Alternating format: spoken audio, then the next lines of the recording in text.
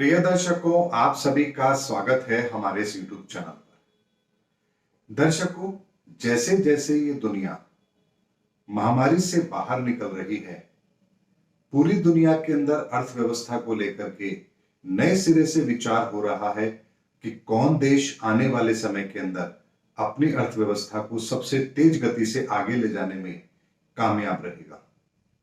और यदि इस दिशा में हम बात करें तो भारत सबसे आगे खड़ा हुआ नजर आता है, क्योंकि भारत की भौगोलिक परिस्थितियां, भारत का राजनीतिक नेतृत्व इस समय जिन लोगों के हाथ में है और भारत के राष्ट्राध्यक्षों की इच्छा शक्ति और भारत की जनता का युवा होना, यानी हम एवरेज की बात करें तो भारत की जनता इस समय पूरे विश्व के अंदर सबसे युवा है। ऐसे में सारे के सारे पैरामीटर भारत को विश्व समुदाय के सामने और देशों के कंपैरिजन में अर्थव्यवस्था को तीव्र गति से आगे पहुंचाने में सहायक भी अवश्य है।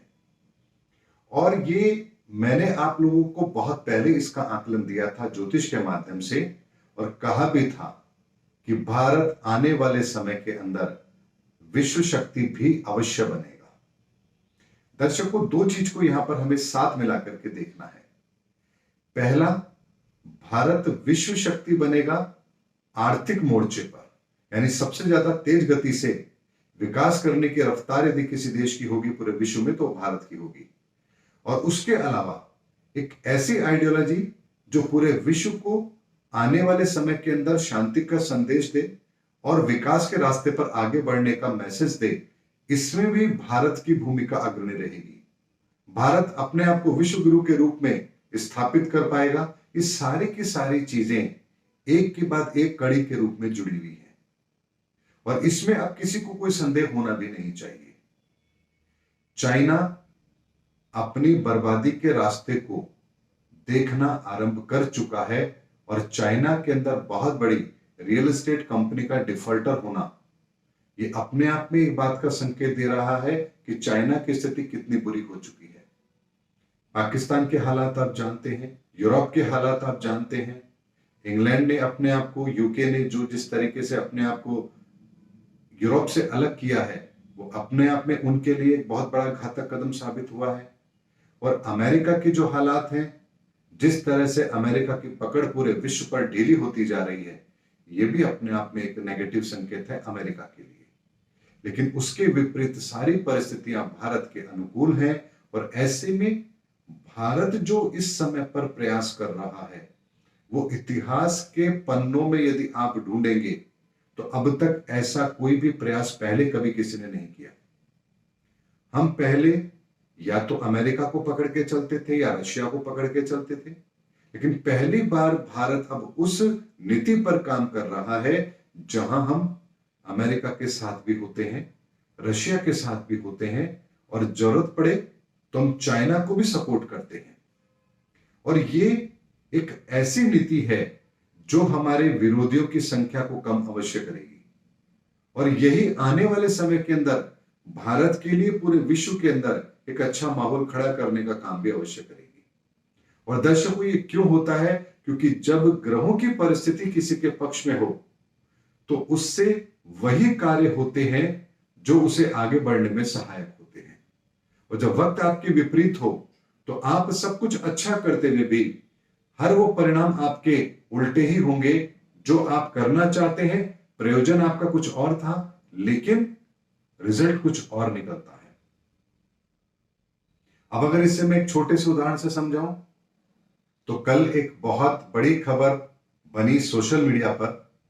प्रियंका गांधी जी ने जिस तरह से गोवा के अंदर लोक समुदाय के लोगों के साथ में, वहां के लोगों के साथ में जिस तरह से उनका साथ दिया नृत्य प्रदर्शन में, प्रयास उनका अच्छा हो सकता है, भावनाएं उनकी अच्छी हो सकती है, लेकिन टाइमिंग बिल्कुल भी ठीक नहीं था।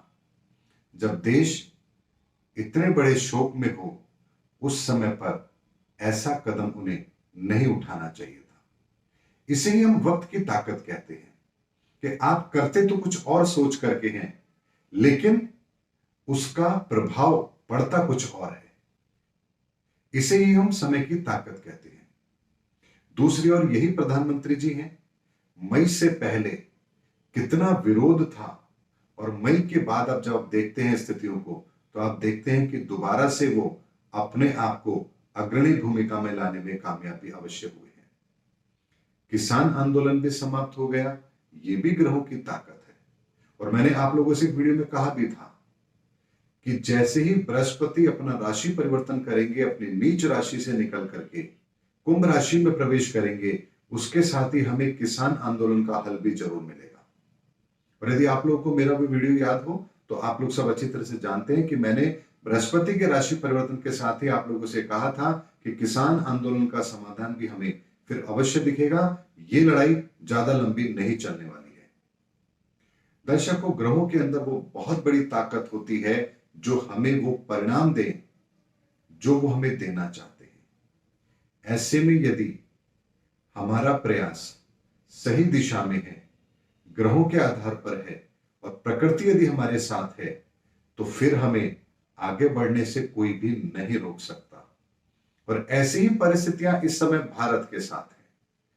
ग्रहों की परिस्थितियां पूरी तरह से भारत के पक्ष में है और इसीलिए मैं आप लोगों को दावे के साथ ये बात इस वीडियो में भी कह रहा हूं, भारत आर्थिक महाशक्ति भी बनेगा, भारत विश्व गुरु भी बनेगा, भारत विश्व का नेतृत्व भी करेगा और भारत की सनातन पुरातन संस्कृति और उसकी आइडियोलॉजी को पूरा विश्व स्वीकार भी अवश्य करेगा।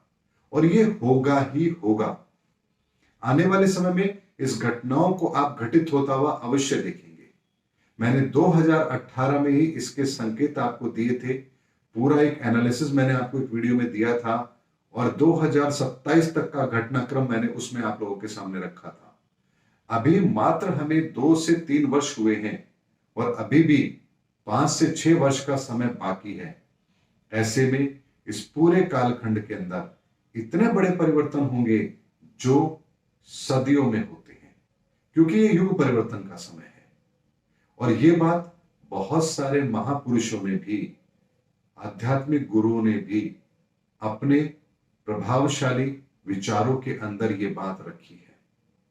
और आज ही नहीं रखी, उन्होंने बहुत पहले रखी है। हालांकि वो आध्यात्मिक गुरु हैं, उनकी दूरदर्शिता बहुत अच्छी होती है, बहुत आगे होती है और उन्होंने अपने तपोबल के आधार पर वो बातें कही हैं। लेकिन मैंने ज्योतिषीय आकलन के आधार पर वो बातें आप लोगों के सामने रखी है और आप सब वो लोग घटित होता हुआ देख भी रहे हैं। इसीलिए दर्शकों, मुझे इसमें कोई संदेह नहीं है कि आने वाले समय के अंदर भारत विश्व का नेतृत्व करेगा और भारत की इकोनॉमी पूरे विश्व के मामले में अगर हम बात करें तो सबसे तेज गति से विकास करने वाली होगी और ये बहुत लंबे समय तक रहेगी। उम्मीद करता हूं दर्शकों, इस वीडियो के अंदर मैंने आपको भारत के संदर्भ में और भारत के आर्थिक मोर्चे पर उसकी क्या भूमिका रहने वाली है उसके संदर्भ में एक डिटेल एनालिसिस दिया है और आने वाले समय में यह भी आप सत्य होता हुआ अवश्य पाएंगे। उम्मीद करता हूं दर्शकों, मेरा वीडियो आपको जरूर पसंद आया होगा। अगले वीडियो में आपसे फिर भेंट होगी, तब तक हमारे चैनल पर बने रहिए। जय हिंद, जय भारत।